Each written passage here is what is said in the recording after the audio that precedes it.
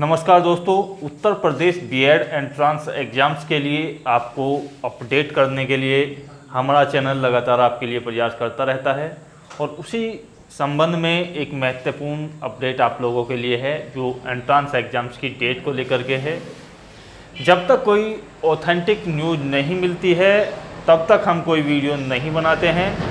इससे पहले कि जिन लोगों ने चैनल पर अपने डाली हुई है कि इसकी एग्ज़ाम की डेट ये हो गई है या वो हो गई है, तो अभी मैं आप लोगों के लिए क्लियर कर देता हूँ आखिर एंट्रांस की जो तिथि है वो क्या है और किस तरीके से इसके लिए जो है यूनिवर्सिटी और लखनऊ से घोषणा की गई है और क्या इसके लिए आपका प्रोसेसर है चल रहा है फ़िलहाल की कंडीशन में कि कब आपका एंट्रांस एग्ज़ाम होगा।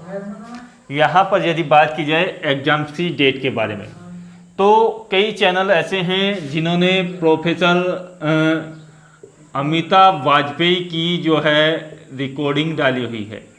तो ये देखिएगा अमिताभ वाजपेयी ये आखिरकार हैं कौन।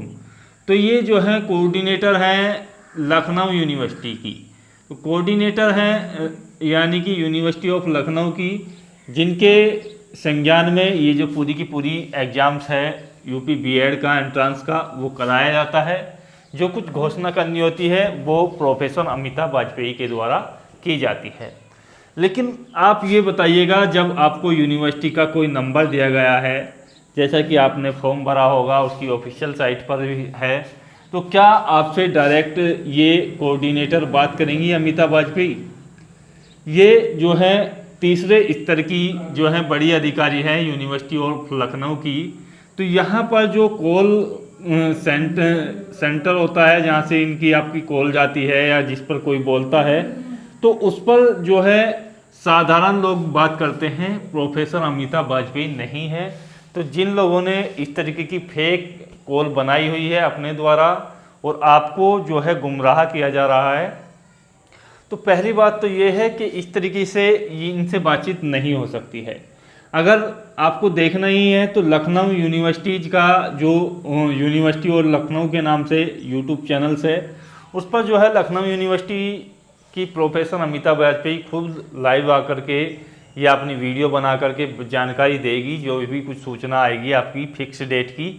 लेकिन ये इस तरीके की जो फेक कॉल रिकॉर्डिंग आप लोगों को लिए सुनवाई जा रही है और उससे माध्यम से जानकारी देने की कोशिश की जा रही है कि ये डेट है या वो डेट है, तो वो एक तरीके से फेक बनाई हुई है।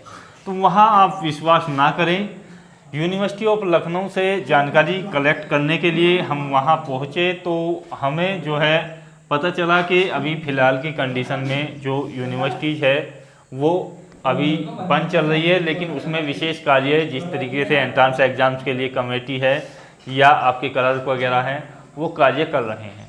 वहाँ से जानकारी प्राप्त करने का प्रयास किया गया तो एग्ज़ाम्स डेट के बारे में हमें कुछ इन्फॉर्मेशन इस प्रकार से मिली कि लखनऊ यूनिवर्सिटी का जो जानकारी प्राप्त हुई है उसमें बताया गया कि आपकी जो परीक्षा है वो 7 अगस्त के लिए जो है वहाँ पर शासन को प्रस्ताव भेजा गया। एक प्रस्ताव आपके लिए 31 जुलाई का भेजा गया। तो यहाँ से कोई डेट आपकी निकल कर के आ सकती है। ये केवल प्रस्ताव शासन के लिए भेजा गया है। यदि इसकी अनुमति मिलती है लखनऊ यूनिवर्सिटी को तो इन तिथियों पर विचार किया जाता है, यदि अनुमति नहीं मिलती है तो अन्य तिथि पर विचार किया जाएगा। जहाँ तक संभावना है 90% यही संभावना है कि आपकी जो है परीक्षा वो होगी अगस्त के फर्स्ट वीक या आपकी जो है मैक्सिमम हो सकती है सेकेंड वीक में।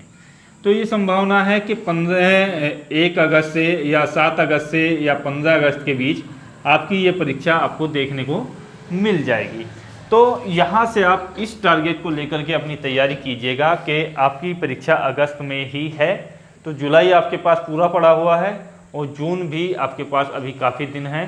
तो आप अपनी तैयारी को किस तरीके से कर सकते हैं, क्या आपको सूचना मिलती है, उससे जो है हमारा बताने का आपको फर्ज है कि किस तरीके से किस चैनल के द्वारा क्या आपको बनाया जा रहा है। एंट्रांस में आपको कुछ गलतियां हो जाती हैं स्टूडेंट से, उसके लिए पहले ही यहाँ पर सूचित किया जाता है और लगातार हम आपको आगे भी बताएंगे कि क्या क्या गलतियाँ आपको हो जाती है। पहले जो लगभग आपका यहाँ पर 7% स्टूडेंट्स ऐसे थे जिनका रिजल्ट अनाउंस नहीं किया गया था, अर्थात उनका जो एंट्रेंस एग्जाम्स में गलती कर दी थी उन लोगों ने। तो क्या गलती की गई थी? OMR पर गलती की गई थी। आपकी यहाँ पर फिल करना होता है OMR को, उसमें कुछ विशेष आपके सब्जेक्ट्स होते हैं, जैसे कि आप कॉमर्स से हो, एग्रीकल्चर से हो, या आप साइंस से हो, या आप जो है आर्ट्स से हो। तो वहाँ पर एक कॉलम आता है वो अपना सब्जेक्ट सिलेक्शन का।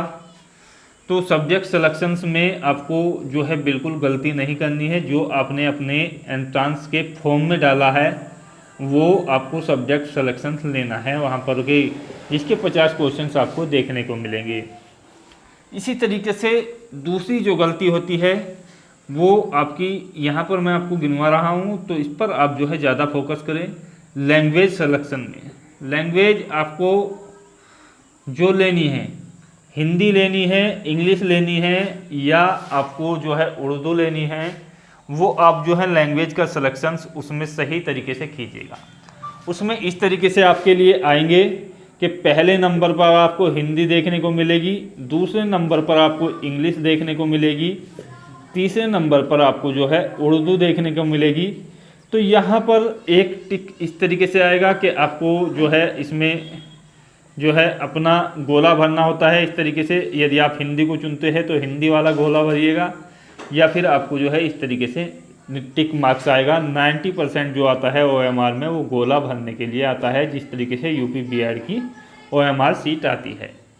तो जोन सी लैंग्वेज में आपको जो उस टाइम पे लेना है, ये नहीं है कि आपके फॉर्म से संबंधित है ये वहाँ पर आपको सिलेक्शंस लेना होता है कि कौन सी लैंग्वेज के आपको क्वेश्चंस करने हैं, तो वहाँ आप जो है इसी लैंग्वेज का गोला भरेंगे। तीसरी बात है आपकी जो सामान्य तौर पर होती है, रोल नंबर, रजिस्ट्रेशन नंबर और आपका नाम, और इस तरीके की जो एंट्री होती हैं वो आप जो है सचेत रह करके भरिएगा। एक एक नंबर को पहले ऊपर नंबर लिखा जाता है, जैसे आपका कोई रोल नंबर हो गया, यहाँ पर ये मान करके चलिएगा कि ये आपका रोल नंबर है। फिर इसी तरीके से गोले बने होते हैं, तो 8वें नंबर का जो गोला है जहाँ पर 8 लिखना है, तो उस गोले को आप जो है फिल कीजिएगा इस तरीके से। पहले नंबर वाले में पहले नंबर का गोला, यदि शून्य आता है तो सबसे शुरू में शून्य होता है, तो इस तरीके से दूसरे नंबर पर दूसरे नंबर वाला गोला जहाँ पर 2 लिखा होता है साइड में इस तरीके से लिखे हुए होते हैं, 1 2 3 4 5 6, तो वहाँ पर आपको जो है उसी तरीके से यहाँ पर बिल्कुल सटीक रूप से भरना है गोला। ऊपर अपना रोल नंबर सही अंकों में लिखना है 2 बार आपको देख करके, और सेंटर पर आपको जो है 30 मिनट कम से कम पहले चले जाना है, तभी आप जो है अच्छे तरीके से एंट्री कर पाओगे। क्योंकि यहाँ पर एंट्री जो है यदि आप थोड़ा लेट पहुँचते हो तो आपको परेशानी बन सकती है। आप हड़बड़ी में जो है इस तरीके का काम कर देते हो, गलत जो है अपना कोई भी सब्जेक्ट कोड है या तो आप गलत भर देते हो, या लैंग्वेज या अपना रोल नंबर वगैरह, तो वहाँ जो है OMR को फिर वो कैप्चर नहीं कर पाता है मशीन, और वहाँ आपको दिक्कत हो जाती है और रिजल्ट काफ़ी स्टूडेंट्स का रुक जाता है। तो बिल्कुल सचेत तसल्ली से अपना कीजिएगा। पेपर्स के लिए काफ़ी टाइम से, पेपर 3 घंटे का आपका होता है, केवल 100 क्वेश्चंस होते हैं। हिंदी या इंग्लिश या सामान्य ज्ञान, उनमें कोई ज़्यादा टाइम एक्सपेंड करने वाले क्वेश्चन नहीं होते हैं। पार्ट 2 में हालांकि रीजनिंग के क्वेश्चंस आते हैं 50, लेकिन वहाँ भी इतना टाइम्स आपको 3 घंटे का दिया जाता है, काफ़ी होता है, और 50 क्वेश्चंस आपके सब्जेक्ट के आते हैं। अब सब्जेक्ट कॉम्बिनेशन का कॉलम इसमें इसलिए शामिल किया गया है कि सब्जेक्ट कॉम्बिनेशन यहाँ पर काफ़ी स्टूडेंट्स ने जो फॉर्म में भर लिया होगा वो तो अपनी एक तरीके से स्ट्रीम भर ली होगी, चाहे आप आर्ट से हो, साइंस से हो, या एग्रीकल्चर से हो, या आप जो है कॉमर्स से हो। तो यहाँ तो आपने ये भरा हुआ है, ये 50 नंबर के आपका क्वेश्चन पेपर में आपके क्वेश्चंस आएंगे।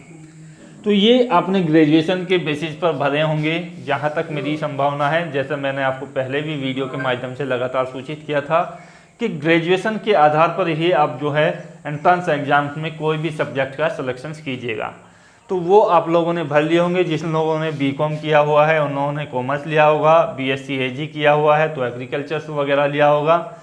बीएससी साइंस या मैथ या बायो से किया हुआ है तो आप जो है साइंस लेंगे। हाँ, ये दिक्कत आ जाती है, जिन लोगों ने बीटेक वगैरह किया हुआ है वो भी साइंस के लिए ही मान्य होते हैं। बाकी आपने आर्ट लिया होगा तो ये 50 क्वेश्चंस के लिए है। बाकी जो आपको एडमिशन के टाइम में सब्जेक्ट कॉम्बिनेशन लेना है तो उसके लिए मैं आपके लिए सेपरेट वीडियो बना दूंगा। यदि आपकी इच्छा है उस वीडियो को फिलहाल बनवाने के लिए तो आप कमेंट्स कीजिएगा। काफ़ी स्टूडेंट्स ऐसे होते हैं जिन लोगों का फीस का इंतज़ाम जो है इतना बेहतर नहीं होता है, क्योंकि आप समझ सकते हैं यूपी बीएड की जो फीस है दोनों वर्षों की वो लगभग 80,000 रुपये है। और यहाँ पर जीरो फीस के लिए एडमिशन के लिए काफ़ी स्टूडेंट्स के कमेंट्स आ रहे थे कि जीरो फीस पर एडमिशन किन कॉलेजों में होता है, कहाँ पर होता है। तो देखिएगा लगभग 16 यूनिवर्सिटीज़ आपके यूपी बीएड एंट्रांस एग्जाम्स की जो है परीक्षा में शामिल होती है और उन्हीं 16 यूनिवर्सिटी में इस एंट्रांस के माध्यम से एडमिशन होता है। प्रत्येक यूनिवर्सिटी में कुछ कॉलेज ऐसे होते हैं जिनमें एडमिशन के लिए सीटें आपकी खाली रह जाती हैं, तो वो लोग जो हैं अपनी सीटें भरने के लिए जीरो फीस पर स्टूडेंट्स का एडमिशन के लिए जो है राज़ी हो जाते हैं, सहमति प्रदान करते हैं ताकि उनकी सीटें भर जाएं। लेकिन ये जो वास्तविकता है कि जीरो फीस पर एडमिशन नहीं होता है, वो इसके बदले में आपकी जो है छात्रवृत्ति को रखते हैं, यानी कि वो आपका एडमिशन जीरो फीस पर कर लेते हैं, आपसे कोई शुल्क नहीं लिया जाता है। लेकिन जब आपकी स्कॉलरशिप आती है तो उसको जो है कॉलेज मैनेजमेंट पहले ही आपका एक स्टाम्प पेपर पर लिखवा लेता है और एग्रीमेंट कर लेता है कि यदि आपकी स्कॉलरशिप आती है तो कॉलेज मैनेजमेंट उसको रख लेगा। अगर बाई चांस स्कॉलरशिप नहीं आती है तो कॉलेज मैनेजमेंट आपसे तब भी कोई फीस नहीं लेगा। अब ये किन किन कॉलेजों में होता है, किन यूनिवर्सिटीज़ में होता है, इसके लिए आपको जो है डिटेल जानकारी जो है आपको आने वाले वीडियोज़ में दी जाएगी। साथ ही साथ एंट्रांस के टाइम पर आपको जो है ग्रुप बना करके प्रत्येक कॉलेज का जो है व्हाट्सअप नंबर दिया जाएगा, प्रत्येक कॉलेज की डिटेल्स दी जाएगी जिसमें इस तरीके के एडमिशन होते हैं या कुछ कम फीस पर एडमिशन होते हैं, क्योंकि आपके नियरेस्ट यदि कोई कॉलेज है और कम फीस पर लेता है तो आपको वहाँ भी बेहतर सुविधा मिल जाती है। आशा करता हूँ वीडियो के माध्यम से आपके कन्फ्यूजन दूर हुए होंगे। बेहतर वीडियो लगा हो तो चैनल को सब्सक्राइब कर लें। अदरवाइज यदि आपको वीडियो अच्छा ना लगा हो तो यहाँ पर आप जो है कमेंट्स कर करके बताइएगा कि खामियां क्या हैं। मिलते हैं अगले वीडियो में। जय हिंद, जय भारत।